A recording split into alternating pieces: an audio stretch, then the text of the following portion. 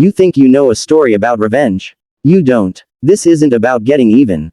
This is about a broken man, a single dad on Christmas Eve, who lost everything in one night, and then, with nothing but love for his daughter and a promise to his wife, built an empire from the ashes just to tear down the woman who destroyed it all.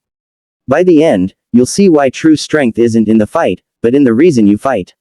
Stick with me. This one changes everything. The champagne flutes in the Meridian Tech boardroom caught the last of the winter sun, sparkling like cut ice.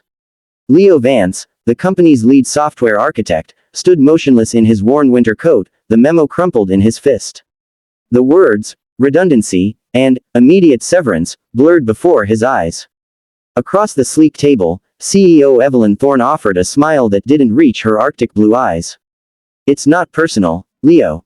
The board insists on leaner operations before the new year. You understand. Business. Business. The word echoed as he was escorted out, past the festive decorations, his personal effects in a single box. 8 years of 80-hour weeks, of innovations that built Meridian's flagship platform, reduced to this. He'd missed dinners, school plays, quiet moments with his wife, Maya, all for this company. All for Thorne's vision. His phone buzzed as he stood in the bitter parking lot. It was the hospice nurse. His breath plumed in the air, a frantic cloud. Mr. Vance, you need to come now. Maya's taken a turn. The drive was a blur of frantic speed and sliding fear. The world had already been narrowing to the quiet, sunlit room where Maya battled the illness that had come too soon. Their 7-year-old daughter, Lily, was with her grandparents, making paper snowflakes, still believing in Christmas magic. Leo burst into the room, grabbing Maya's frail hand. The strength that had once painted murals, that had steadied him through every storm, was fading. She managed a whisper, her eyes holding his. My brave Leo, don't let them make you hard. Promise me. For Lily. He promised, his voice breaking. And as the first Christmas Eve star appeared in the twilight sky, her hand went still in his. That night, in the crushing silence of his living room, lit only by the blinking lights of their tiny tree, Leo shattered. He was a widower. A single father. Unemployed. The 3 pillars of his identity had been demolished in the span of hours. He found a drawing Lily had made. Their family, 3 stick figures under a huge sun. On Maya's nightstand was her journal, open to a recent entry. Watched Leo present today. He's the soul of that place. They don't see it. His kindness is his strength, not his weakness. He held the journal to his chest, sobs wrenching through him. Outside, carolers sang of joy. The funeral was small, a somber affair under a steel gray sky. Evelyn Thorne sent a lavish, impersonal flower arrangement with a generic card. Leo threw it in the compost. In the weeks that followed, grief was a heavy coat he could not remove. He functioned for Lily, making meals, helping with homework, reading bedtime stories through a tight throat. But nights were for poring over Maya's journals, for looking at the severance package, for the slow, simmering realization. The redundancy was a lie. His latest project, a data integrity protocol, would have exposed inefficiencies, and likely embezzlement, in Thorne's inner circle. She hadn't just fired him, she'd silenced him. And in doing so, she had stolen his last, precious weeks with Maya. A fire, cold and deliberate, began to burn alongside the grief. Evelyn Thorne valued power above people, money above mercy. Leo made a new promise to Maya's memory, there in Lily's doorway as she slept clutching a stuffed rabbit. He would not become hard, but he would become smart. He would become unstoppable. He would use the very kindness Maya loved about him as his weapon. He would learn Thorne's game, master it, and change the rules. For Maya, for Lily, this was no longer about a job. It was about justice. Before we see how a grieving single father takes on a corporate giant, do me a favor. If this story is hitting home, if you believe in the underdog, hit that like button right now. It tells the algorithm that stories with heart matter. And subscribe to True Kindness Tales, because what happens next is a masterclass in turning pain into purpose. The next 5 years were a silent, relentless campaign waged from a small home office, often after Lily was asleep. Leo lived a double life. By day, he was dad, the pillar of gentle routine, school runs, science projects, tearful talks about mommy. By night, he was a ghost in the machine. He used his severance to live frugally and invested in tiny, overlooked startups, companies with ethical tech that Thorne would scoff at. He became a consultant, a silent partner, his reputation for integrity and genius slowly creating a quiet network. He also dug deep. Using his old backdoors and his new connections, he pieced together the shadow architecture of Thorne's empire. He found the shell companies, the inflated contracts, the environmental shortcuts, the whispered payoffs to inspectors. He documented it all with the meticulous care of an architect, building a case not of hearsay, but of irrefutable data. He learned that Thorne, emboldened by her ruthlessness, was over-leveraging Meridian Tech for a massive, risky expansion. Meanwhile, he poured his soul into a new venture of his own, Luminous Systems. Its core principle was from Maya's journal: technology should illuminate human potential, not exploit it. He hired those Thorne had cast aside: working parents, the overlooked, the too soft. He built a culture of radical transparency and respect. Profits were reinvested or shared. And their product, a secure, privacy-focused data platform, began to quietly steal Meridian's most ethical clients. Leo wasn't competing, he was offering an antidote. The clash was inevitable. At a major tech conference, Thorne, still the dazzling titan, gave a keynote on the Darwinian future of tech.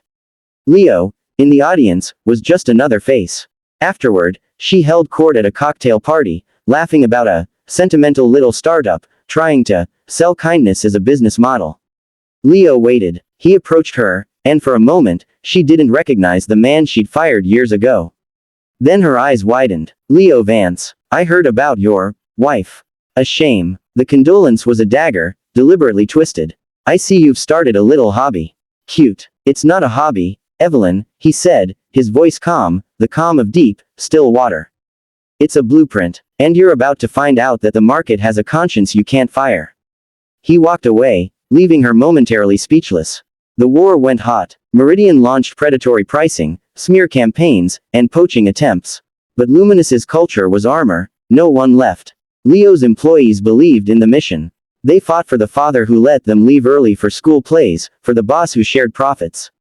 Leo never spoke of his past, but his why was woven into the company's fabric.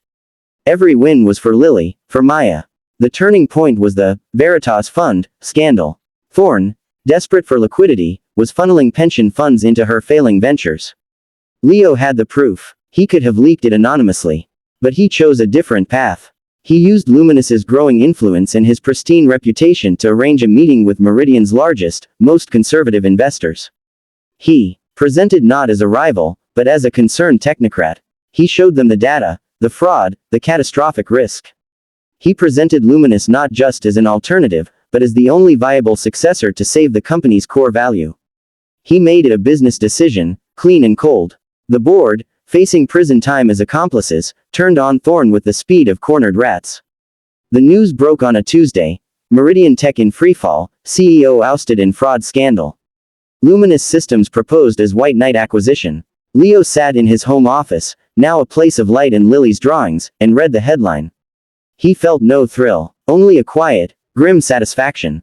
He looked at a photo of Maya on his desk. Step 1, he thought. The acquisition was the talk of the industry. Not a hostile takeover, but a restructuring through integrity. Leo Vance, the fired programmer, now owned Meridian Tech. On his first day as CEO, he walked through the same lobby, past the same boardroom. The atmosphere was electric with fear and curiosity. He called an all-hands meeting. He didn't speak of revenge. He spoke of reset. He announced the immediate dissolution of Thorne's predatory projects, the reinstatement of ethical policies, and a profit-sharing initiative. He looked out at the sea of faces. This company was built on the backs of people who gave it their all, only to be discarded. That ends today. Here, people are not the cost. They are the purpose. Meanwhile, the legal tsunami hit Evelyn Thorne. The evidence Leo had compiled was handed to federal authorities. It was exhaustive, watertight. Arrest was inevitable. He ensured the press knew exactly when and where she would be processed. The day of her sentencing arrived.